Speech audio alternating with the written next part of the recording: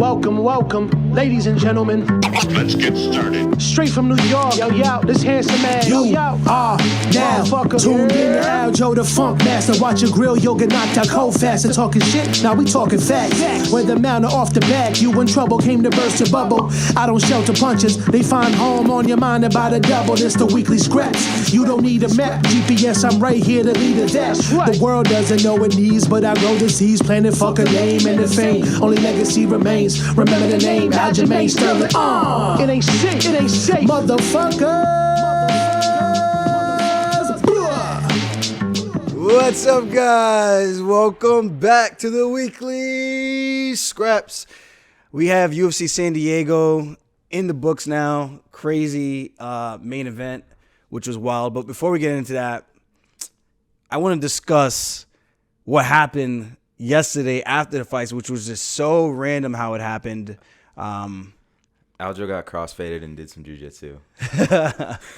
Somehow, some way, I'm watching the fights with the boys, drinking my rum, drinking my bourbon, and then somehow we were going to go watch Matt Favola grapple. Yeah. And it was like a couple team tournament kind of thing. I don't know how it was like. I guess 3 like on 3. 3 on 3. If like somebody beats somebody on your team, the next guy goes, and it's like whoever wins. I don't know how. That was my first jiu-jitsu tournament experience. Oh, really? Yeah. So I thought it was pretty cool. I mean, the only thing that was a little of a wild card for me was somehow I ended up there to go watch Matt Favola, and then I'm competing. It's like I did one of these, and I was in the octagon in a rash guard and shorts. It was wild. It all unfolded very slowly, but very quick at the same time. Yeah. Like, you just randomly decided I'm going to be like Michael Jordan and just take everything competitively. Crazy, because we get there, and I'm like, I'm drunk. I didn't even smoke. We just got to the arena. And that was Marab.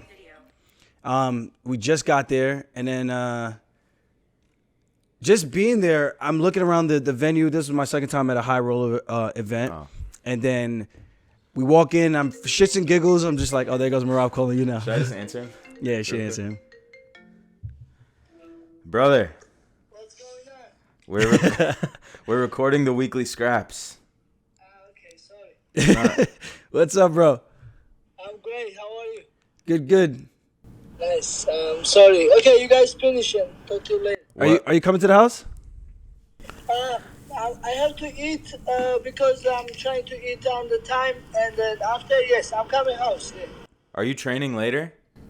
Yes, a little later. Okay, we'll film that. Okay. Anything you need, guys? No, we're okay. Okay. Talk to you later. All right. This man, Fight week. This man just started his weight cut and he's asking what we need. Yeah. Fight week is upon us right now. So we got a couple more days before he gets locked up in a cage with the King of Rio. That should be a fun one. I'm and so hyped. a life-changing fight for Marab. Yeah. Yeah, so we get to the arena, the High Rollers venue. It's a warehouse.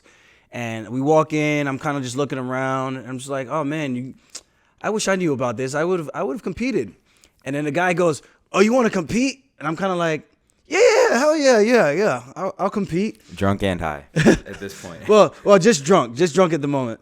And then he goes, we get you a rash guard, bro. I'm like, all right, cool. Yeah, let me know. But I'm like, this shit's not going to happen. So he's like, all right, we got a rash guard for you. I was like, that's crazy. You know what? I don't have any shorts though. I don't have any shorts, so I can't. He goes, I think I have a new pair of shorts that I haven't even worn yet in my car, and I'm just like, all right. Digging the whole day. I'm like, yeah, sure, go get those shorts. I'm in. And then he goes, he asked the guy, they say it was like kind of too late. And I'm like, yeah, I would have definitely competed, bro. And then they come back to me again and they go, yeah, we're able to make it happen. You could go with this guy named Tiki. This guy is an interesting guy, just kind of a entertainer. Yeah. And that's the guy you fought? No, that was the other guy who's kind of like dancing around in the cage and kind of like showboating and all that stuff. I'll show him on that.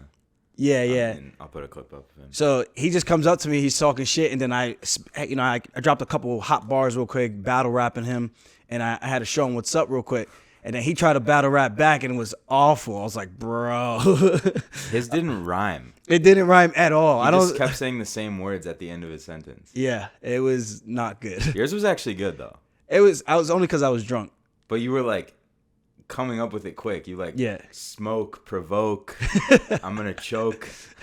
Like, and it made sense with the context of the situation. I will bring the heat. You got the smoke? Well, I think that's a joke.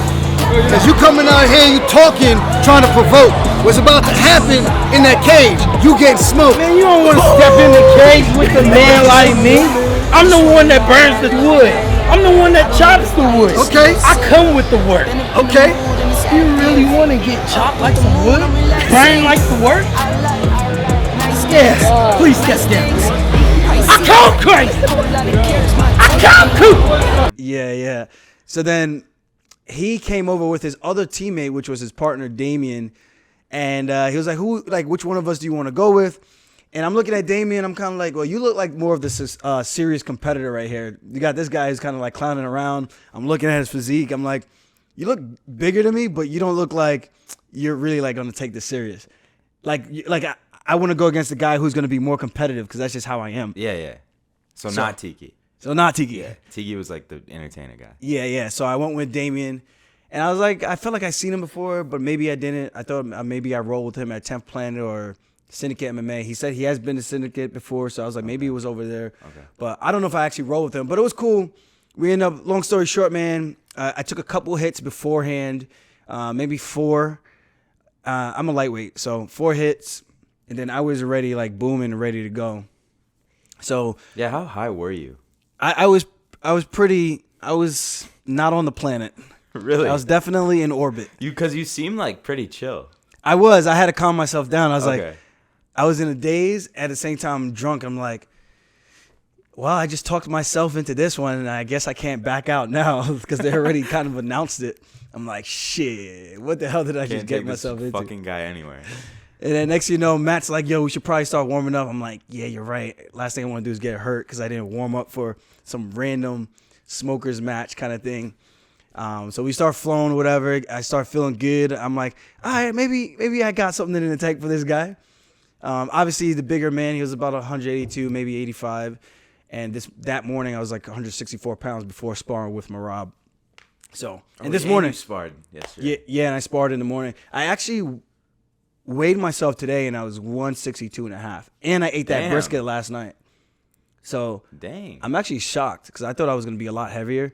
But I feel good. I'm in a good spot right now, and drinking like that all day watching the fights. That could be why. Yeah, maybe. It makes you kind of dehydrate. Well, I only ate twice. I ate after sparring because I didn't eat before sparring again like a psychopath. And then I ate at night and 2 meals for the day. So, yeah. That's true. But we had a good match, man. It was competitive. He was trying to get me to shoot. And he taunted me in the beginning. He goes, I'm going to teach you what the guillotine is because I heard he tapped like 3 guys in a row with a guillotine. So me being a wrestler, like that was the first thing I was thinking. I was like, all right, I'm going to shoot, double leg, take this guy's ass down.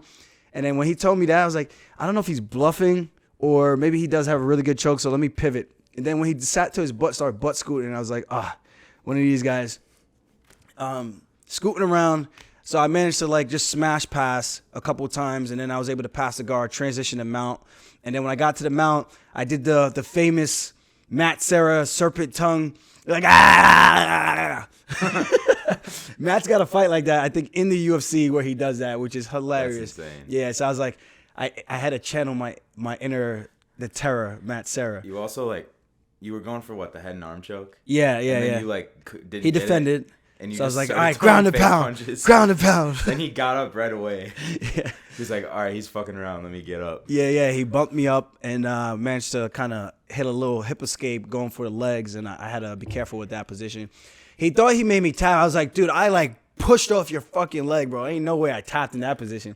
I'm like, you didn't have it dead to rights. If you had it dead to rights, I have no problem saying uncle. But I was like, I got a split-second window to escape, and I got out and got to win the match in overtime. So it was a fun match. The kid was tough. I would like to roll with him some more. I feel like he would be a good training partner to have. The only thing, if I were to train with him more, I would just ask him not to pull guard because I'm going to fight a guy like TJ. The guys I'm fighting aren't pulling guard. They're not going to be accepting to be on bottom. No. and looking to transition to get on top. You know what I mean? If I was fighting like a Damian Maia, okay, but it's a completely different style. So that was that. I mean, it was cool. I had some fun showboating a little bit. He was taunting me. He was like telling me to shoot when he stood up with the last 30 seconds. I was like, no, you shoot. You shoot first. I'll shoot after. And I told him after the match too. It was all respect, but you know, I like to have some fun. Yeah. No, But so random. I text Sean Shelby. I was like, yo, I really competed last night. I'm sorry. I forgot he was in San Diego. I was like, yo, I just competed. Let's rage. I was on a high. And then I forgot he was in San Diego. I texted him this morning. He was like, you shouldn't be competing if you got a fight signed. I was like, yeah, I promised the last one 100%. So I don't know if he was too happy about that. I was like, but I won. I told him I won. If you got injured, then I think he'd really be mad. Obviously. Oh, yeah. Of course. Yeah. In hindsight, now he knows. He's like, oh, you won. But don't be doing that shit. I guess he has to kind of say that. The fact that he said you shouldn't be doing that, like trying to sun you. Yeah. That's kind of funny. Yeah, that's how it goes, though. You know, they want to make sure they protect their investments, so to speak. Investments. But other than that, possession. Yeah, I think Matty got a finish. He got a Darce finish. He said he had a Darce, and then he got tapped. And then he got tapped with the armbar. We saw the armbar. That kid was actually pretty good. And he was a lot bigger than Matty, too. He was bigger. He was Brazilian. Yeah. So it was a nasty transition. The kid stepped over when Matty postured up through the guard. He left his hand inside, and as a kid, Matty went to pass. The kid threw the leg over and caught Matty in the transition of the roll and managed to secure the thumb, and that's where he got it belly down. He could have probably fought out more, which I know he could have, but it's not a fight. You're not getting paid to thousands of dollars to go out there and compete. The most he would have won was like a pound of weed. Yeah. Oh, I got a trophy too. They gave me a tube like this big full of weed. Some cannabis. Fucking no, he told me like he's like if he gets my leg at all, I'm tapping. Yeah. And then it kind of happened right away. And that's kind of how I felt. And but I got my leg caught up and I didn't tap. Well, it wasn't like dead to rights. That was the only reason. If I was dead to rights, like I said, I would have tapped. I don't win any trophies or awards for competing against guys that solely do jiu-jitsu. I'm not a jiu-jitsu fighter. I'm an MMA fighter. Yeah. You don't want to lose the fight for just some little high rollers thing. Yeah. But high rollers is cool. They got like a cool thing going on. Yeah. That's like, I don't know like how competitive it actually is, but it seems like it's like a good brand in the space. Yeah, they were telling me if anytime we want to come down and train, we're more than welcome. That would be cool. I don't know if they got like cameras and shit all over the place, but I mean, it could be cool to get a little different scenery. And they got the cage that we could use. Which was Kimbo Slice's cage. Was it really? That's what he told me, yeah. Oh, so that's okay. That's why he was on. They had his like face on there. Yeah, because Matty was saying something about Kimbo Slice. I'm like, why are we talking about Kimbo? And then he said R.I.P. But now it makes sense. I'm like, I don't get it. So anyway, Dominick Cruz. I don't know which fights you want to go over. Yeah, so we'll start with the main event. We had a bunch of people over here watching the fights, and go check out the Fight Companion if you haven't seen it. Yeah, it's on YouTube. You guys can check that out. Shit's going crazy. Yeah, so I think it was a great stylistic matchup, and I said this before the fight that I think it's going to be a changing of the guards, and I think that's exactly what it was. And the reason I'm saying this is because you got one guy who's not even 30 yet, and then Chito Vera, I think he's 29, and then you got Dominick Cruz, who's 37, man. So you got a guy who's much younger. Chito's birthday is actually in December. So he's much younger, more durable. Like, you could see Cruz was flurrying and landing some good shots, but it just looked like it wasn't doing anything. And they still count, because it's like my fight with Jan. I'm just touching him up, and I know nothing is landing is like going to really mark up his face or anything like that. But I'm scoring my points. I'm winning the fight kind of thing in my head. That's the first fight. Obviously, he landed the more significant shots, which we don't need to go over that again. But what I'm trying to compare is the difference between the striking power and the durability of where these guys are in their career. So respect to Marlon, because I think he had a great fight and a great finish. That was a nasty finish. No one's surviving that head kick in the bantamweight division. They're all getting dropped or all getting buckled. Like, you're not just getting hit with that and just standing on your feet. I don't think so, at least. I don't know how any human alive could not be at least terribly stunned by that. Yeah. And he rolled into it. You know, it's not like he rolled away. He rolled his head, dipped his head off the center line into the head kick right on the nose, and I'm pretty sure that nose is broken. It was bleeding right away. Yeah. Crooked. And crooked, yeah. So that was nasty. That could not have felt good. No. But other than that, I thought Cruz looked good, like in terms of his skill set and the game plan. But I knew just based on the Pedro Munoz fight, and I don't think Casey Kennedy really like ever cracked him to really give us a look. But the fight with Cody Garbrandt, which was in 2016, Cody touched him, and he was kind of on. And Cody can crack. Yeah. So I got to be fair with that assessment.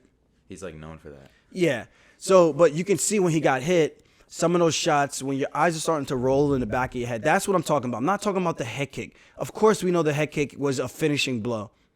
But the shots that really made me question that, if you watch the Dominick Cruz fight again with Cody Garbrandt, you'll see the signs of, okay, this guy might be a bit deteriorated at this point. And that was in 2016. We're talking 2022 now.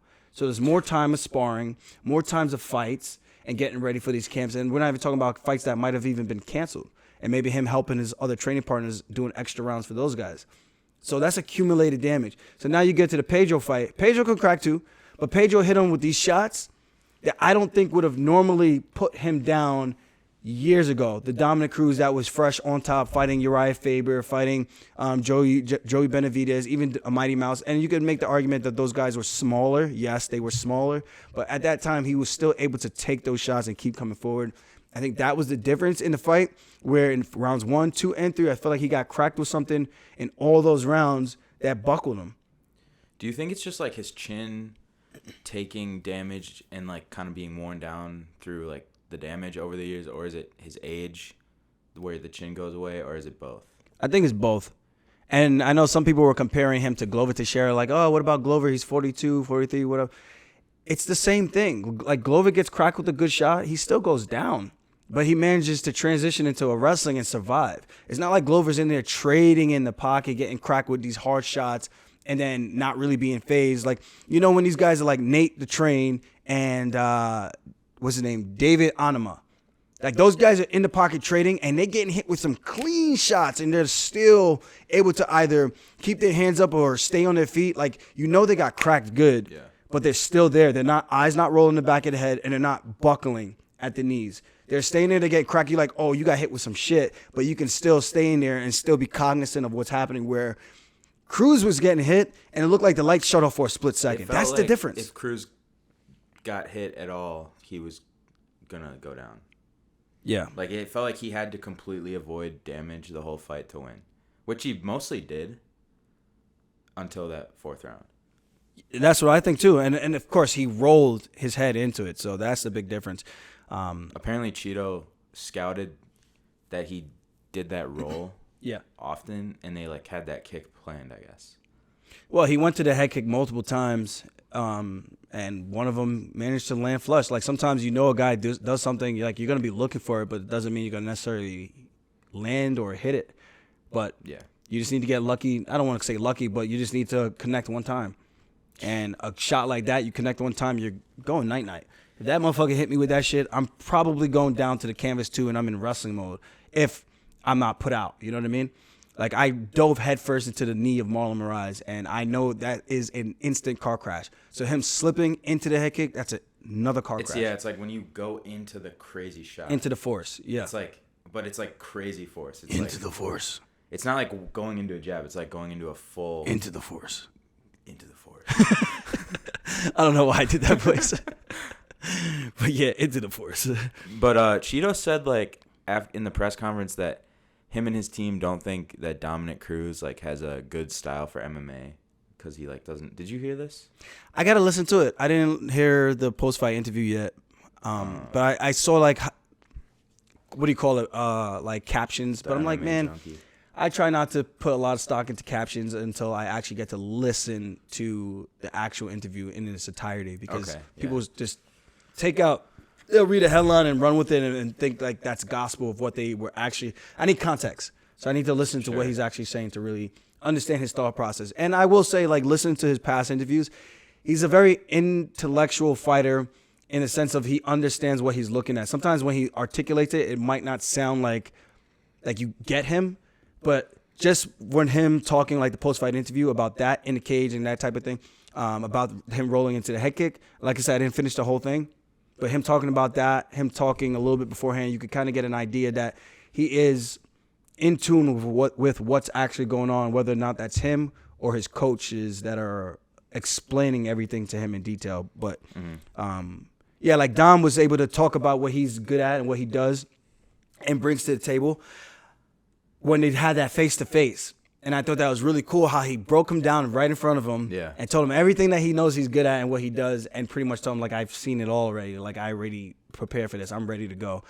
And Chito was kind of trying to say the same thing, but it wasn't as detailed and it wasn't as concise as the way Dominick Cruz was able to break it down. Yeah. That's what I mean. But I'm sure just listening to him talk, like, I kind of have the idea that this guy has his wits about him and understands what he's looking at. Chito. Yeah. Yeah. I mean, clearly, because he keeps finding these holes in people where he can exploit and just get knockouts. Yeah. I have to say, I've thought about it. Like, a lot of his finishes come from kicks now. Yeah, front kicks. He's dangerous when you take him down, unless, if you're just hanging out. If you did what Dominick Cruz did, just kind of controlling the arms, you'll be fine. And then looking to pass where you could take away those elbows and let him just hang out on his back, and then he's just going to be looking for either a Kimura lock or some type of armbar. But that can only really happen when you're in the guard. When you pass the guard into half guard or to side control, it makes it a lot more difficult to get that Kimura lock. I mean, primarily you'll see guys reaching over for that, but if you have any type of jiu-jitsu understanding, you'll understand that position and how to defend it the proper way, and then he'll just be sitting on his back fighting for a Kimura that's never going to happen. And then you're fighting the clock, you're fighting the judges, and the guy's getting control time while potentially being able to land some damaging shots while being on top. So it's all about the IQ and breaking down the fight and your opponents. Like, if you stand in front of him, he's going to keep coming forward because he's durable. He's willing to take those shots off of his hands, and then hopefully he'll whip up a front kick, either a crescent kick, he throws it, or straight to the body, or straight to the chin, or he'll even step in and do that side hook kick that he likes to throw. So I know pretty much what Chito does in and out, and I know if it connects, it's going to do some serious damage, and that's why you have to make sure you can avoid those big shots while doing damage. And if you could get him down, that's your path to victory in the same way Jose Aldo did it in the third round. I heard in the post-fight, desk analysis, they were saying Chito has a lot of fights now where he's like losing. He's losing and then he wins. Yeah, because of a knockout. Giving up rounds, and so you look at the guys ahead of him. He's ranked number 5. Who is he going to be able to throw away rounds against? Yeah, like let's say he fought Peter Yan, right? They both give away rounds, kind of. They do, both. But then it's probably going to be a lot harder to knock out Peter Yan and knock him down like that, You're not. I mean, but if you can touch him on the chin through that high guard with a front kick. The front kick, yeah, but the jabs that knock down Cruz. Yeah, that's not going to happen. No. So he's kind of had these matchups where it's like the guys don't have maybe as good Frankie chins. Edgar. They're older. They're still elite. They're legends, but they're like. Did he do that to Jose Aldo? Did he drop Jose Aldo? I don't know. And this is in all seriousness. I don't remember if he even buckled him at all, like with a shot. I know he probably pressured him and then Aldo shot, but I don't remember him like, oh, he hurt him. That's why Aldo went for the takedown. I would have to go back and watch that. I'm not getting ready for him, but it would be interesting to see a guy who's actually more durable in terms of being able to take shots still. And Aldo, we're known for getting tired, not that he can't take a shot. Yeah. That's the difference versus a guy like, and we know Font's good. We can all sit here and say he's younger. This is very, very true. But Font has shown that if you touch him on the chin, even with Pedro Munoz, and this was probably like 4 or 5 years ago when he fought Pedro threw a hook, caught him on the chin, and he did the stanky leg. He shot in on Pedro, and Pedro guillotined him.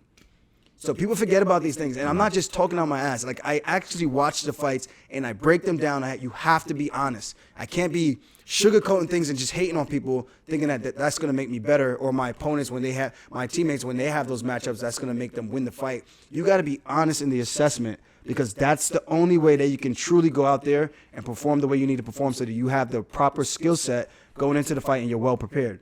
So when I see that, the Rob Font knockout, the Frankie Edgar, and it wasn't even a knockout.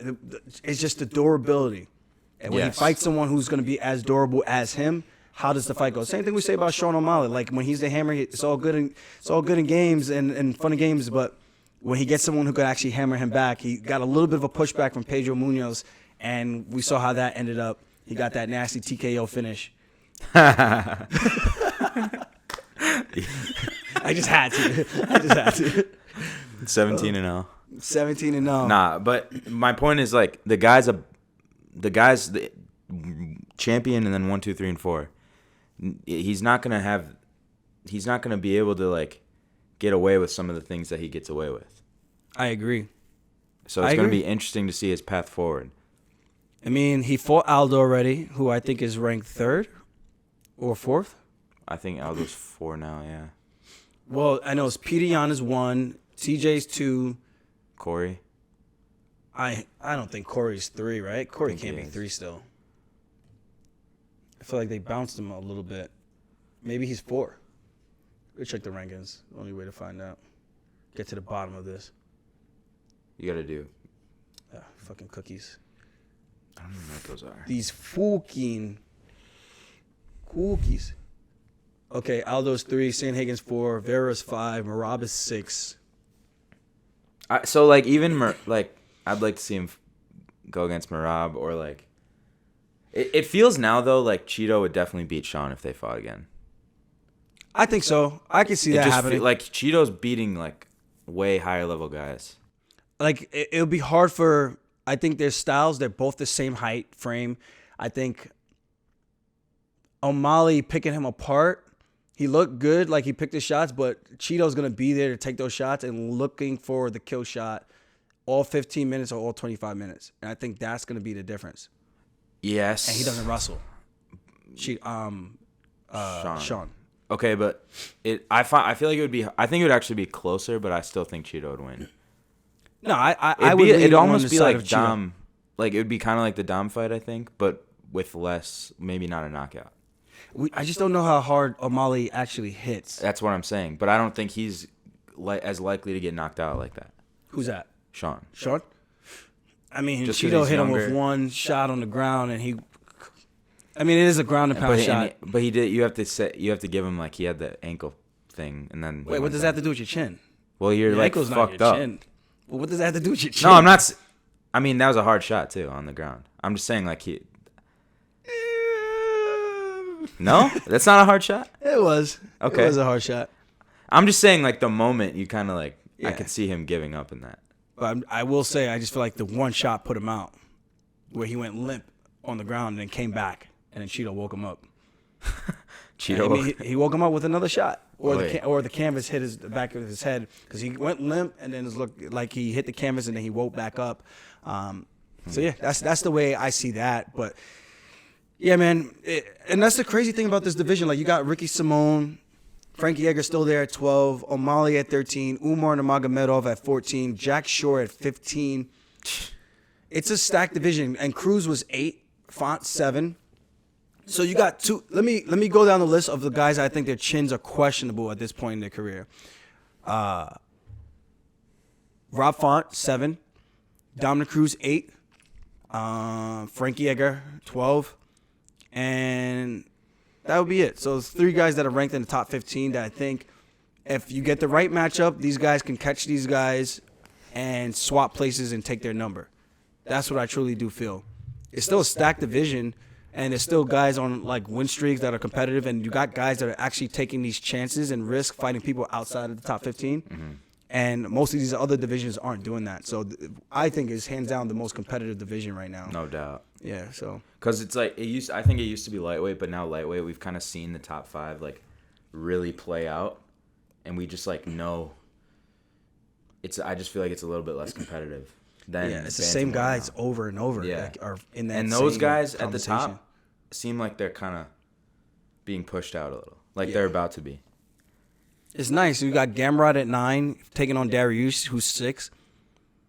Winner of that could potentially get a title shot after the winner between Oliveira and Makachev. Then you got Poirier, who's sitting at 2, Gaethje at 3. And if I'm Poirier, man, I don't think I'm fighting any young and upcomers, man. Like Why these would guys who, like, why would I? I've No. only fought for interim titles. or championships at this point in my career. So I was like, why am I gonna go fight a Jalen Turner or a Damir Ismagulov? Like, I ain't doing that shit. Nah.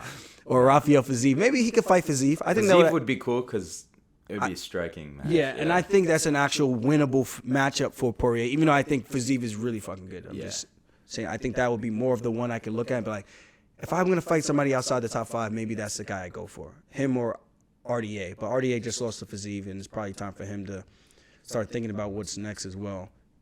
It's kind of sad for me to even be talking about, like, what's next, because I'm like, damn, man, I'm going to be there one day. 33 years old, guys. I can't do this much longer. I don't know how much longer I could do this. I mean, as long as I don't really get hit and I don't have to find out how much of a chin I still have, maybe I can stick around a little bit longer, but I don't know. Yeah. I was People thinking want about blood. this. They want blood. I'm going to give you guys blood. I was thinking about this, like, does that, I guess, affect you emotionally? A little bit. I think so. Because, like, what do you do after fighting? I don't know. That's, like, a deep-ass question. I get a lot of people that tell me, like, you know, come over here, do the real estate, or they think I should be a commentator or take on the coaching role and maybe open up my own gym. I'm like, I don't know if my heart will be in that. I still want to be a part of the sport. I just don't know how involved I want to be. Like, taking on someone's career and really trying to manage it. And travel Gooder. for them all the Try time. to make it gooder. Think about how much Ray, like, leaves his home. It's a lot. That's why he only typically comes out for fights on, like, a Friday or Thursday night, late Thursday night. And then he goes home Saturday morning. How many different times is he coming to Vegas for Contender in the past month? Yeah, I told him just rent the room, bro.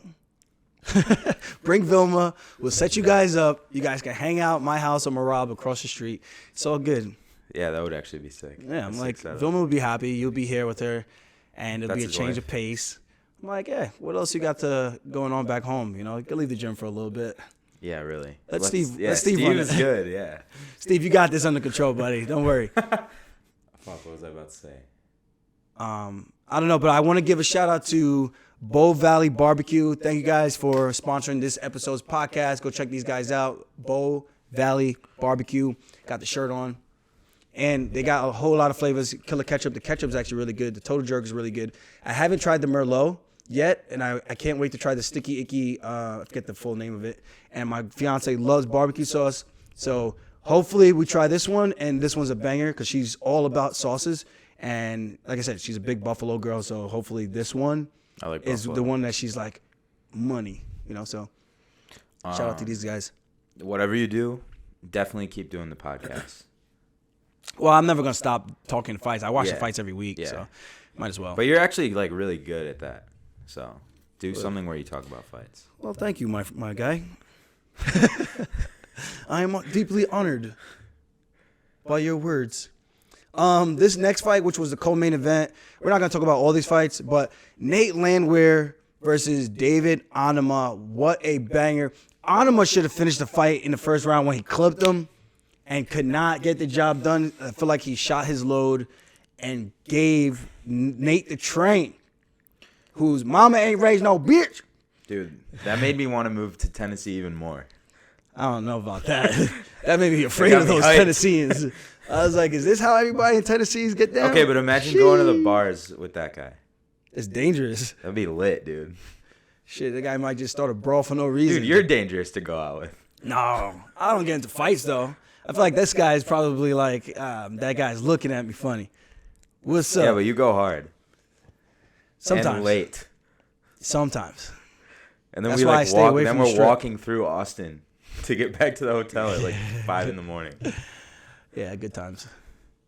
Yeah, we were out late. Was it 5 in the morning? No, I wasn't that late because everything closed a little bit earlier than that. We finished at 4 in the morning, Yeah? and then we were walking back. Well, I don't know. Either that or like 2:30. But I think We it were was just 4. bar hopping. It was a good time, though. Yeah, for the Rogan pod. But this fight was a banger, man. Nate Landwehr, I was like, yo, he's way too slow for this guy. And then Onama was tagging him up, piecing him up, and it looked like he was got to get the fight stopped in the first round. Nate Landwehr, the toughness, the durability. How old is he? Because I want to say the youth, but I don't want to misspeak. He's 34, bro. And that's the difference. Nate? A guy like 34 years old, they just said on Tapology. What the fuck? So the fact that he can take a shot like that at that age, it gives me hope. Tennessee, Nashville, baby. It gives me hope. because that's what I'm talking about. Guys that can actually take what they can dish. Like Cruz could dish it, but he can't take those shots anymore. Those But to be clean fair, shots. though, he got up quick. Or for what? Cruz. From that head kick? No. I was like, come on, bro. The other shots What are you that knocked talking him about? I was down. like, No. what fight did you watch? No. The other shots. Well, he buckled. He sat down like he was playing musical chairs real quick and got right back up. I'm just saying he got up quick. To be fair. But Then he got... It's not good when your legs shut out and then you just get back up. Yeah. I mean, kudos to you. Off a jab. No, Yeah. I'm saying... I know it's not good, but yeah. I know what you're saying. Like, Yeah. to be fair. But it's not... What's fair in this situation? It's not like black and white. What I'm saying is, if that's starting to happen, you have to question and wonder how much longer can you possibly do this before you're doing damage that's probably going to be irreversible or more compounded because of the amount of times that is happening. Like, how many more times are you really willing to risk that in training? And we don't know what his training looks like in terms of the sparring rounds. They're using big gloves, which means more impact and more repeated blows that you're probably willing to take. And then you get into the fight. How many of those moments are you willing to have before you're like, man, maybe I should just chill? Like, even like Frank Edgar, like, I love the dude, legend of the sport, pioneer, but I don't want to see this guy taking more shots where it's like, dude, you're literally having your feet buckled, your knees buckled every single time. I think it's time to figure out what's next. Yeah, at that point, it's like, why? Why? What makes you want to do it? Yeah. If, like, every fight, you have to not get hit at all. Yeah. Which is, like, almost impossible. Which is not, at that point, you're not even fighting anymore. Yes. The fight is like, we want to see, like, the give and take. Yeah. Nate Landwehr versus David Onama. That's the give and take. There was no give and take in Cruz versus Chito. It was more like, I'm hitting, and I don't want to get touched, because if I get touched, we saw what happens. And those shots weren't even the biggest shots until the head kick. But No. That's especially the first one difference. that dropped him. yeah. But, like... I was like, come on, man. you That was heartbreaking to watch. The Landwehr and the Onama fight, like, there's only, like, probably 2 or 3 years where you can have fights like that. Oh, 100%. And then it's, like, a small window, and then you... It's not going to be the same anymore. You can't keep getting hit. Yeah. Have you ever been hit, like, a lot? Like, how many fights have you taken a ton of damage? Only really one. Well, two, but that one with... I'm not counting Mariah's. Pedro Munoz was mostly leg kicks that I took a lot of damage from. The headshots, I was really good at evading and getting my head off the center line to avoid those punches. He did catch me with a nasty uppercut that kind of turned my body. I was like, oh, shit. I tried to go to the liver shot, and I tried to fake it, and then he just caught me with a nasty right uppercut that had me like, oh, that didn't feel good. Let's reset a little But bit. you're not standing there in your Trading, career nah. trading. No. And then you got the Piotr Jan fight, the first one, where I just had to show my toughness. Like, yo, dude, I'm not going anywhere. Like, I talked a big game, and I'm going to go out on my shield if I have to go out on my shield. In the first fight, when he right in the first round, he landed that one that knocked you down. Yeah. That was a really hard shot. I would say so, but I feel like it was more like I didn't see it coming. Okay. Because I was landing so much that I was like thinking, and this is what I'm thinking in the middle of the fight. Like, I know I'm tired going into the fight, but as I'm piecing them up, I land the 2 flying knees, and I take him down. I throw the 2 stupid hammer fists that lets him get back up, and then I'm like, this is too easy. Too easy. I'm like, I'm at 50%, whatever percent you want to say I'm at, and I'm doing all this to this guy who's the Terminator / boogeyman of the division. And then out of nowhere he goes, I throw a lazy jab and he goes, whap, whap. And I don't see it. It just hit, I go, oh, what the fuck? He just hit me with it. I literally got up like this. Like, I don't know if you guys ever watched Rush Hour. I was like, which one of y'all just hit me? with Chris Tucker. It was literally like one of those moments. I was like, oh shit. I was like, okay, we're in a fist fight. That's hilarious. We are in a fist fight. So, but that, you don't count that as like what Dominick Cruz is getting dropped with. Like, you don't look back at that and like worry like your chin's going. No. Okay. I ate a lot more shots after that too. So I'm not too worried about. Okay. But yeah, you haven't ate a lot of shots to the chin in your No, career I haven't. compared to most guys, because you back hug. I back hug a lot. Give me that back, son. You wrestling. Give me you that back, son. fucker. But yeah, I don't know what else. That fight was insane. Yeah. Tennessee Nate. I'm gonna call him that now. But But yeah, that was an insane fight. I think Nate showed his toughness. He's not the fastest guy at 145, but he's gonna be in some fun, fan-friendly fights to watch. If you want to see a guy who's willing to eat a shot, to land a shot, that's gonna be him. I love that every time he dropped him to the ground, he gets up, he's like, it looked like which WWE wrestler who's like, I forget who it is, but he just keeps doing this, and he's like, I thought that was hilarious. And then the one time he turned his back completely to the crowd to do that, I'm like, dude, if I'm on him and I see this guy doing that, I'm charging as much energy as I have trying to clap him. Kind of like Billy Q and Spike Carlisle. When he turned his back, he thought the buzzer rang, he turned his back, and Billy got up and punched him while his back was turned. It caught him right on the chin. I was like, yo, Did he knock him out? No, I think he might have buckled him, maybe dropped him. I don't even know, but he caught him. Smart, though. Yeah, I'm like, dude, don't turn your back on. There's still time on the clock. The rules. Yeah, what are you doing? So that's what happened with that, and yeah. Damn. So, dude, does it, when you're in a fight, like, this might sound so stupid, so don't judge me. Yeah. But when you're in a fight, like, how much do you feel the punches? Like, because I've heard some people say, like, it's like a psychedelic experience. You don't really feel anything until after. Yeah, you don't really feel it unless it's something that stung you good, where you like your equilibrium, like the temple or your chin, where you really get wobbled, or you're in the bridge of the nose. But sometimes I'm so in the moment that I'm like, right now, if I were to get hit, I'm like, ow, I felt that.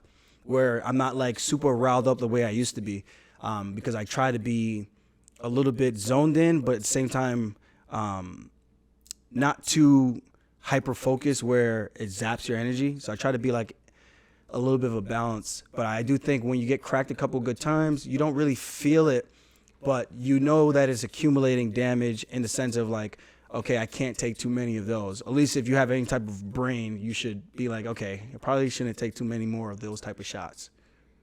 Interesting. Yeah, that's what I think it is. Are you worried that Chito could knock you out? Because people are saying that you were. I mean, I'm rooting worried about against Chito. anybody could knock me out. Yeah, like, no, I'm just, because people in the comments were saying like, oh, he's afraid of Chito, that's why he's rooting for Cruz. No, I actually rooted for Cruz because he's a pioneer of the sport, and I've always wanted to fight him myself, and I really enjoy watching him. But yeah, I'm just glad I'm on the top of this division right now, where things are still getting heated up and things are still being switched up, and it's like comforting for me to be like, okay, I'm the guy that's actually sitting on the throne, which is still surreal to me. Like every time I watch the fights and there's like a bantamweight main event and they show like the rankings and I see my name at the top, I'm like, wow. I legit have to sit back and go, I can't believe I actually did it. It's actually mind blowing to me. So it's like still a surreal feeling, because I still forget like this belt is actually mine, like earned, and no handouts, no easy road, no slim pickings, no guys that could just knock out or just steamroll and submit in like 2 minutes. I didn't get those kind of matchups. These guys gave me tough matchups. I think I only fought 3 guys that were unranked my entire UFC career. That's insane. Yeah. So how many unranked? Put some respect on that. Like even Chito's fought a lot of unranked guys. The guys, like, he's got the most finishes, but we talk about the resume, the depth of people that were ranked versus unranked. And again, I'm not knocking him. I'm just saying like what I've done gives me confidence going into these matchups with any one of these guys. And again, Chito could knock me out, and I could very well TKO his ass or choke his ass out unconscious. I really do believe that. So not anything to do with him beating Cruz because I'm afraid. Like, dude, Cruz could do the same shit to me. Like, it's a fight. It's a fucking fist fight. Yeah. Yeah. It is crazy. Like, David Onama was like a 3-1 favorite. Who'd have thought the fight was going to go like that? He was like minus 280. The other guy was plus 340. Yeah, which is crazy. Yeah, and he lost. This is why you fight, you know? So you control your own destiny, just like anything in life. And it is what it is. I was going to talk about these other fights, but honestly, I think we're good. I think these are the main ones. I mean, we'll give some shout-outs. Tyson Nam actually knocked out my boy, Ode Osborne. That was unfortunate. Nina Nunes, she beat Cynthia Cavilla by split decision. That sucked. I was really rooting for Cynthia. I don't know what's going to happen now for her because she just won 2. That's 4 in a row for her. That's tough, man. It's really tough. You know what we could talk about before we go? Luke Rockhold and Paulo Yeah. Costa. Well, we're gonna do that for the podcast for. Oh, we're gonna do another one. Yeah, Okay. yeah. And then Angela Hill comes back after being cracked early in that first round, beats Lupita Godinez. GM3 beating Bruno Silva, which is fascinating. I did want to touch on this quickly because Bruno Silva gave Alex Pereira a really good match and very competitive, lost a decision, and then he goes against GM3, who everyone probably thought was going to lose. I'm not going to lie, I did too. And because I was biased on how well he did with the guy who's now fighting for a title. And Yeah. he goes out, he cracks him, and Mershaw's not the fastest guy at 185. He's not the most durable guy at 155, but he's resilient. Like, he's going to, I know you could say durable and resilient. In terms of, like, if you crack him, you could probably put him out the way Hamza did. I mean, but that was such a clean, accurate shot. I think he just caught him when he wasn't, like, expecting it. But I think when you have someone like that, like, he's willing to take his licks to hopefully find a submission, and that's what he does best, I think. With this one, he was getting me very, very scared when he was pulling his head out of the way from those shots with his hands down. I'm like, dude, I'm just seeing your chin get clipped at any given moment. And he managed to survive, and not to say survive, but he managed to not get touched in those big shots, and eventually found a shot, cracked him, and then submitted his ass, which is very, very impressive. And I think That was sick. Yeah, I think that was like 4. So he lost. That was 4 out of 5. And I think now he has the most submissions in that weight class. Which is respectable, man. For a guy like that who's not like the most talented guy, but in terms of like athletically gifted, but a guy who works hard and he's gonna go. You know, those are the guys I respect, man, because they don't have all the God's greatest tools given to man as an athlete, and he still finds a way to make it work. Yeah. Super impressive. That's the game. Yeah. Well, it was cool because he could have like gone for the TKO. Yeah. But he went in and like finished the choke purposely instead. went for the submission. He's like, nah, you're It's gonna like, remember I'm getting this. this record. Yeah. That was sick because he could have like fumbled the bag there. Yeah, for sure, 100%, and tired himself out or something. But went to his bread and butter and got the finish and got him out of there. Cool. But we'll wrap this up. Once again, shout out to Valley BBQ. Go check those guys out on the gram or their website. No, I actually don't have a code, but just want to give these guys some love. Thank you guys for sending all the stuff to mi casa. Appreciate you guys. And as always, if you like my shit, subscribe to my shit or spin it back fist, baby. Bow, bow, bow, bow, bow, bow, bow, bow. All right, take it easy. Peace. Peace.